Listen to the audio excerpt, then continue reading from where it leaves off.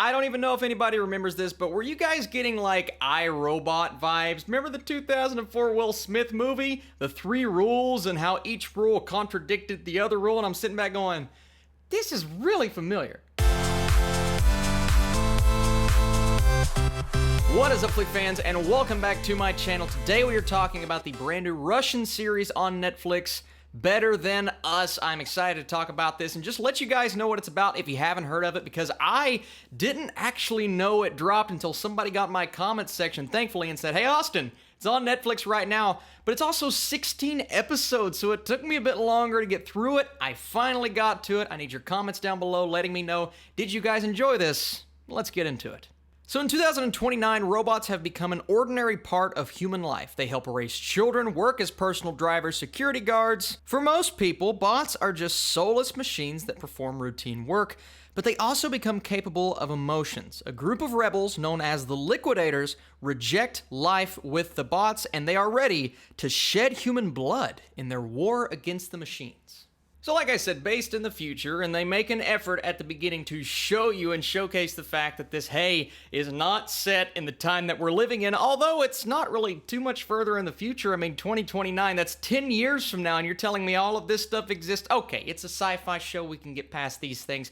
And while I did have a few issues with the CGI, and every now and then something would pop up, whether it is the first shot of one of the bots, the robots, I'm like, that doesn't look the best. But as the show progressed, you get into all 16 episodes, like I said, it's a long show, you start to accept it more, and by like episode 6 or 7, I'm like, okay, the CGI doesn't look as bad, and they actually integrate CGI with the fact that they're using human actors, because the bots, they become more realistic, and they look like humans because there are new versions of these robots, and particular versions that play an integral role in the plot. The main bot that we're dealing with kind of all throughout the series is the character of Arissa, played by Paulina Andreeva, and she was really, really good. I mean, it's odd when you're playing this non-sentient being and you're kind of walking around. Well, you have to act like a robot, yes, but you also have to begin to integrate human emotions, and you have to play both parts, and she did it wonderfully. She's kind of the focus of the show, the centerpiece, if you will.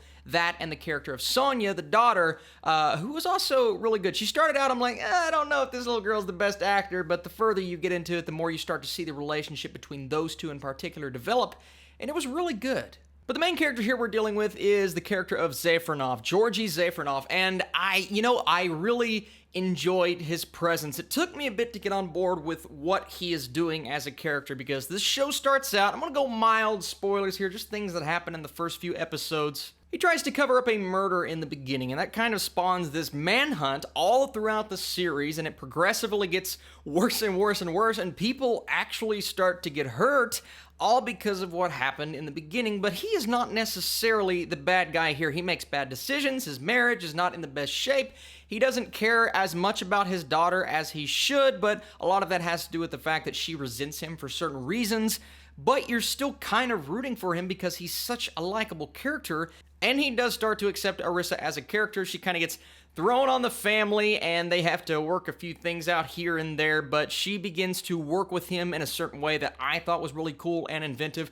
She can tell when humans are acting a certain way. She can tell when people are lying, so whenever maybe the wife comes in, she's telling something that's not the truth. Whenever the little girl is feeling a certain way, she will tell him, or sometimes she'll tell other characters, and that created a very interesting dynamic. But of course, with the show riding on the AI concept, there is more than just, oh, it's a story about friendship between robots and humans. There's this whole other aspect of this group of people that want to showcase, that want to go to war with these bots, which is what they're known as in this show. They're called the Liquidators, and they will do whatever it takes to tell the world that, hey, these bots are bad. And even though they handle things, I think, in the worst way possible, you start to sit back and think, and you're like, well, maybe they're not the best. Maybe they're not what everybody talks them up to be. It kind of throws me back to iRobot once again, as the robots can easily turn evil, and yeah, that's something that's in the back of your mind, but this is a society that kind of rides on the fact that these things are going to do nothing but help you, and of course they have their 3 laws, and they cannot break their 3 laws. Right? But then you have the character of Igor in this subplot that kind of rides throughout the entire show, and you get to see from an aspect of someone who maybe doesn't necessarily know what he believes in, but he tries to convince himself, along with plenty of other people like his grandfather, that robots are bad because he joins the Liquidators, and he joins this gang that wants nothing but a war against robots. But it's not just, oh, we're going to take down robots, which they do. There's one scene in particular where they're hanging robots from a bridge, and some guy gets over the giant screen in the middle of the city, and he's talking like, hey, these things are bad. We're going to show that they're bad. But they also start to shed human blood, and that's when this war really intensifies. And that's when you go from being, I can get behind them, to, no, they're the bad people, and we have to fight the bad people. Now, they're not the only bad people. I'm not saying the character of Igor is bad. He is conflicted, and his grandfather even tells him at one point, listen, I don't even know that you know what you believe in. I don't think you believe what you're telling me right now. And that creates some conflict within the character. So there are a lot of aspects of this television show that I didn't anticipate with the first few episodes. And I'm not saying they were bad. I'm just saying it took a bit to kind of figure out what the story was actually going to be. And it also feels extremely familiar. We've seen shows like this. We've seen shows tackle AI. Now, of course, they're going to invent their own terminology. They're calling the robots bots.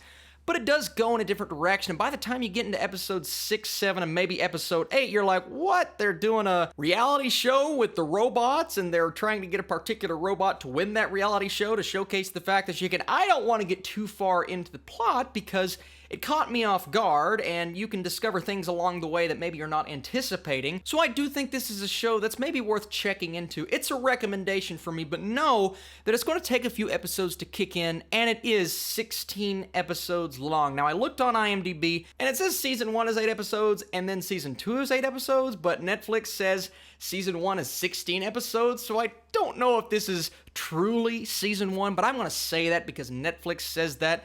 But I would say this was a show that I was entertained by, and for it being 16 episodes, it really did feel like, this is not a slap in the face, it really only felt like 13 episodes, right? I would still say it's too long. It absolutely drags at points, and there were certain subplots I just didn't care as much about. I really liked Igor's subplot, but it did start to become repetitive, and then the other villains, not the Liquidators, the guys kind of behind the scenes, there's a character by the name of Toropov that has a relationship with Georgie that starts out on a bad note, but then you realize what the backstory actually is. It has to do with his child.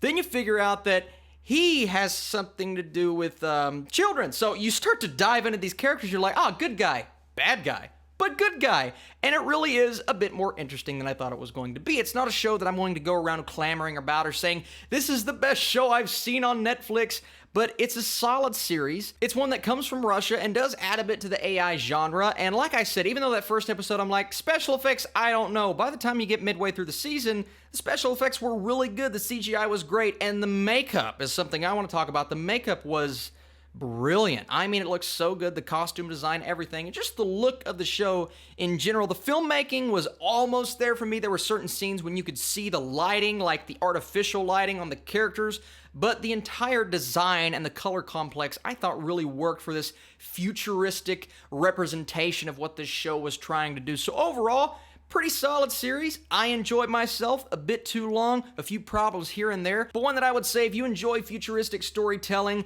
characters that can go one way and then turn the other way all of a sudden, I'd say give this one a try. I'm gonna go a solid 68%, almost a 3.5 out of 5 stars. I mean, it really is one of those that surprised me because honestly, I didn't know what I was in for, and I was kind of scared, but at the end of the day, I can say this is a solid recommendation, just not one that I'm probably going to revisit, even though I will watch a season 2 or 3 or whatever season we're on next. Thank you guys so much for watching this video.